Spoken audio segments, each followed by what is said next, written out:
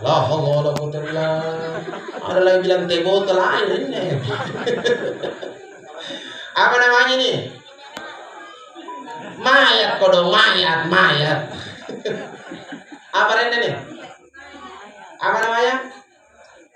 Mayat. Sepakat ke dulu, apa namanya nih? Ya, sepakat ke dulu, apa namanya? Mayat. Kenapa saya bilang harus sepakat? Nanti saya dikira orang gila. Oke, ini mayat. Air minum ini. Ini namanya kepala, ini farji, ini dubur, ini kaki. Yang perlu dipahami di sini, yang menyatakan dia suci tidaknya bukan orang lain, tapi siapa? Siapa yang berada di bagian farji dan duburnya, dialah yang menentukan suci tidaknya. Ingat baik-baik itu nih kuncinya. Siapa yang berada di bagian farji dan dubur, maka dialah penentu bahwa si mayit itu sudah suci. Kita tahu dia artinya dubur. Kalau ada yang tidak tahu, mungkin sebagian kecil atau sebagian besar, kalau ada yang tidak tahu, dubur itu bahasa Perancisnya Coca-Cola. Maksudnya Ustaz, saudara anak Coca-Cola, Fanta. Yesemina, Sprite. Nih, anjam ini karena dubur. Punna farji. Depannya. Oke, sekarang. Terlalu banyak saya menemukan di lapangan. Saya tidak mengarang-arang. Terlalu banyak saya temukan di lapangan karena merasa mungkin sering memandikan mayat, akhirnya tidak mau lagi memperdalam, tidak mau lagi bertanya. Padahal banyak yang harus dipelajari. Tuh, tidak ada orang di belakang. Serba salah kurasi ini. Nah, dilihat nih. Iya. Ini patah belakang gitu. Ini. Di mana letak kesalahannya? Satu, banyak sekali saya menemukan orang memandikan mayat tidak diangkat badannya. Nah, gosok-gosok. Mohon maaf, ini namanya cuci-cuci. Bukan namanya mensucikan. Ini namanya gosok-gosok, bukan mensucikan. Karena beda bersih, beda suci. Bisa saja mayat yang kita mandikan dia bersih, tapi belum tentu dia suci. Kan begitu? 4 referensinya kalau saya. Yang pertama dalam kitab Ar-Ruh karangan Ibnu Qayyim Al-Jauzi, yang kedua kitabnya gurunya dalam kitab Majmu'ul Fatawa karangan Ibnu Taimiyah, yang ketiga dalam kitab Tadhkirah karangan Imam Al-Qurtubi, yang terakhir adalah kitab Al-Adhkar karangan Imam An-Nawawi. Keempat kitab ini mengatakan bahwa tata cara memandikan mayat itu dianjurkan mengangkat badannya setengah. Jangan full, marah nanti. Setengah. Setelah diangkat setengah, diurut.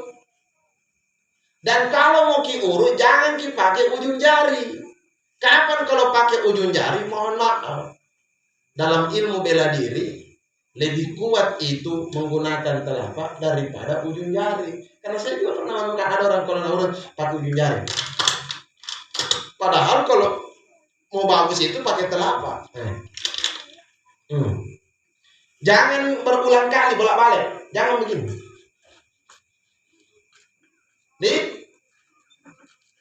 Tinggal itu tinggal. Tapi bagaimana? Atas ke bawah. Ulang. Kenapa saya tahu Bapak Ibu? Waktunya bapakku dimandikan mayatnya. Sepupuku yang kasih mandi. Ternyata tidak angkat-angkat badannya bapakku. Kebetulan pada saat itu iparku adalah guruku dulu di pesantren. Dia 16 tahun di Mangkoso. Itu guruku supaya tidak tersinggung ini kakak sepupuku. Dia bilang, "Tabe puang." Tahu gitu. "Tabe puang. Ada bisa saya ambil alih amanahnya almarhum Saya dikasih di bagian situ. Jadi tidak marah itu karena bilang ki amanah, betul tidak? Ini kadang kita biasa kalau mau tegur orang langsung kenapa bicara? Mulut tak? Ya, hati-hati. Orang mati lah kita berkelahi juga. Akhirnya singkat cerita, dia sudah ambil alih. Yang tadinya hanya digosok-gosok, sudah dibalik badannya kembali lagi. Digosok saja, pakai sabun, habis itu sabun. Ternyata najisnya belum keluar Bapak Ibu. Kapan nanti keluar najisnya? Diangkat di setengah badannya, panador kaman bunyi. Keluar semua itu kotorannya.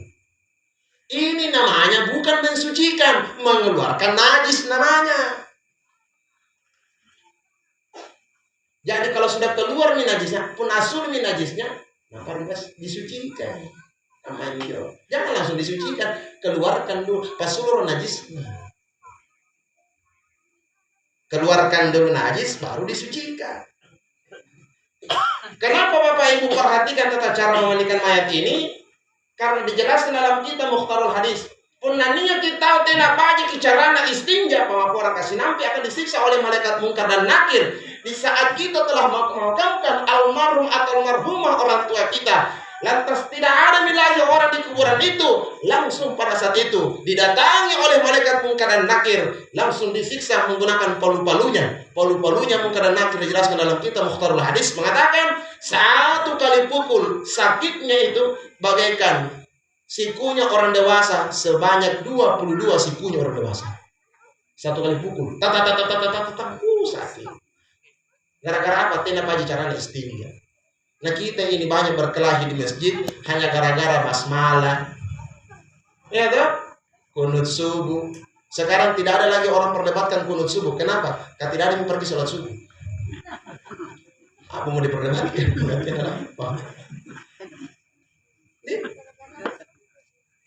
Jadi bagaimana caranya ditahu suci tidaknya? 1 dia angkat badannya setengah, yang kedua diurut.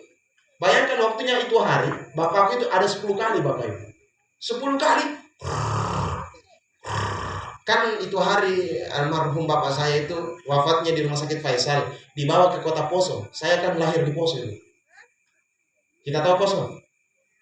Pernah tanya kisah nih, pernah lihat pakai acara ya.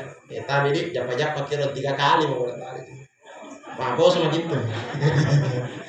Tempatnya kerusuhan. Makanya begini muka tuh kok, muka kerusuhan. Jadi waktunya diantar ke Poso itu memakan waktu 1 hari 2 malam. Tapi yang saya suka pada saat itu, saya heran kenapa bisa ada mayat sudah lama baru dimakamkan, lama baru dimandikan, ternyata tidak bau Bapak Ibu mayatnya. Ini heran, tanpa pakai formalin. Justru harum mayatnya. Bahkan 1 minggu setelah dimakamkan, keluar baunya tidak sampai 3 menit. Baunya itu tercium 1 kampung. Subhanallah. Kita tahu kenapa? Ternyata saya buka-buka kitab. Oh, ternyata salah satu amalannya najaga sholatnya di masjid 5 waktu. Dan memang itu yang lakukan. Ya tidak sia-sia itu orang menjaga sholat 5 waktu. Yang kedua, kalau mau tidak busuki mayat kalau kita sudah wafat. Yang kedua, orang yang sering azan di masjid. Tapi jangan gara-gara sudah kusampaikan gara-gara sering azan di masjid, sebentar subuh berkelahi gara-gara mau azan semua. Yang satu gak mau sholat 5 waktu di masjid. Saya lanjutkan. Tadi kan najisnya sudah keluar. Nah itu orang kalau normal bunyi tuh. Kalau bencong Ustaz, poh. Itu kalau bencong itu lain bunyinya. Sekarang setelah dia keluar itu najisnya, maka caranya ini kan 5 jari ini ada semua fungsinya. Ini jari jempol di pusat. Nah, ini ilmu adat istiadat. Petua adat yang ajarkan ini. Bukan nabi, bukan sahabat. Pertanyaannya, apakah ini salah? Apakah ini haram? Tidak. Selama tidak bertentangan dengan Al-Quran dan hadis. Sekarang saya jelaskan apa maknanya di 5 jari. Ada. Ini menurut adat istiadat ya. Karena ada kaidahnya dalam kaidah usul fikih. Al-adatul mahkamah. Adat bisa menjadi sebuah hukum selama tidak ada dalil yang melarang dan tidak ada hadis menganjurkannya, maka hukumnya boleh. Silakan. Selama ada fatwanya ulama, maka hukumnya boleh. Yang haram, tidak ada fatwanya ulama, bikin sendiri. Itu asli bid'ah. Sekarang mulai dari jari jempol di sini pusat. Jadi ini dipraktek bukan hanya memandikan mayat, tapi berlaku bagi kita semua, karena pasti nih kita selalu buang air. Pusar dulu. Begitu juga kalau mau mandi, jangan lalu langsung menyiram, stroke. Apalagi kalau subuh, jangan lalu kaki dulu, kaki. Karena ini pori-pori tak pangkang asli itu. Hati-hati. Itu makanya banyak orang jatuh di WC. Dan rata-rata orang jatuh di WC itu jarang selamat. Itu tidak. Makanya petua ada dulu mengatakan, kalau masuk ke di WC tutup kepala tak. Makanya itu orang dulu itu biasa ada napak itu dari kepalanya. Atau kalau dia masuk dia tutup begini. Cuman ada tuh jamaah karena capek nak pegang begini, helm nak pakai. Nah, sekarang, jadi di saat kita mengeluarkan najis itu, yang pertama pusar dulu. Saya tanya pada saat itu yang mengajarkan sama saya, betul ada. Tabe keren, tabe puang. Kan orang Bugis ini yang saya tanya. Tabe puang, dan puang kayak. Kenapa bisa pusar yang pertama disucikan? Jawabannya simpel nih. Karena yang pertama berdarah di saat kita lahir adalah pusar. Coba kita tahu. Kalau ada adat istiadat orang dulu itu supaya tidak gampang berkelahi itu saudara, tali pusarnya itu diangkat begitu ada. Nah, itu semua sejarahnya. Sekarang, apa yang belum? Jari telunjuk samping kanan. Jangan sembarang dia. Jangan. Jari manis selangkangan sebelah kiri. Apalagi belum? Kelingking. Di mana kelingking? Di bokong. Apalagi belum? Nah, ini istinja. Apa itu istinja? Cebok. Sekarang, dua riwayat. Riwayat pertama mengatakan, kalau kita menggunakan jari tengah untuk mensucikannya, ada yang mengatakan dikasih masukin jari tengah, ya, betul tidak? Kalau dia masih hidup sampai garis yang kedua. Kalau dia telah wafat, garis yang pertama. Ada juga pendapat mengatakan tidak perlu dikoci. Kenapa? Karena sudah minta diurut. Boleh. Ini juga orang tua dulu mengajarkan, kalau ada si mayit itu disimpan kayak parang badit, ya kan? Ada di sini begitu. Tidak ada nih. Tapi pernah dapat ya. Jadi kalau ada yang begitu jangan disalahkan. Selama niatnya sama aja ini yang saya jelaskan. Karena ada orang niatnya salah. Haram itu kalau niatnya pengusir setan. Bagaimana caranya pengusir setan yang simpan parang juga setan? Bagaimana caranya? Tidak boleh lewat dari 3 batu merah. Itu aturannya. Tidak boleh lewat dari 3 batu merah, batu bata. Beratnya tidak seperti untuk apa? Memudahkan di saat kita mengeluarkan najisnya. Terakhir, bagaimana caranya ditahu suci atau tidak? Maka jari tengah yang kita pakai cebok, jari tengah yang telah kita pakai istinja, setelah kita cebok, kalau sudah berani kita cebok, setelah kita cebok kemudian kita jilat, itu suci.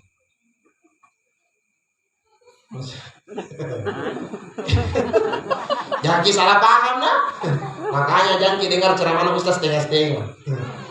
Siapa tahu tidur waktunya bilang kayak gitu masih begini. Pas ku jelaskan yang aslinya tidur ya salah praktekin nanti. Siapa tahu sebentar BAB baru. Kenapa nak pai-pai? Nah bukan kopi ku pesan. Nah tak begitu. Maksudnya di sini setelah kita cebok, seakan-akan berani menjilatnya. Dan meskipun dipaksa kita untuk menjilatnya, kita berani. Artinya apa? Meskipun tidak dijilat, kalau berani makin menjilatnya tanpa dijilat, suci itu. Mana kaedahnya? Silakan buka dalam kitab Aqratul Awam. At-tasdiqu bil qalbi wal iqraru fil lisan wal af'alu bil arkan. Keyakinan itu dibenarkan oleh hati, diucapkan dengan lisan, dan dilakukan dengan perbuatan. Karena terlalu banyak saya menemukan di luar sana, kalaupun punah lepa menelangeri abang masih kak, kalau dia sudah dengar azan di masjid, anak-anak, suci itu, betul tidak? Padahal bukan karena azannya, lebih baik ini almarhumah tidak disolati di masjid daripada kita bawa ke masjid ternyata dalam keadaan najis.